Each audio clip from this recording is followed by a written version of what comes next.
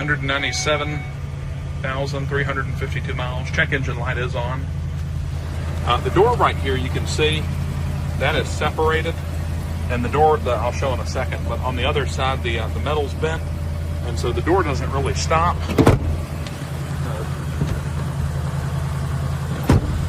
So that metal bends in right there, but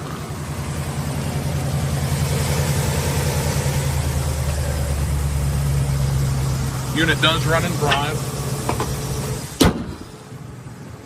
Check engine light, body damage, and then this driver's side door. So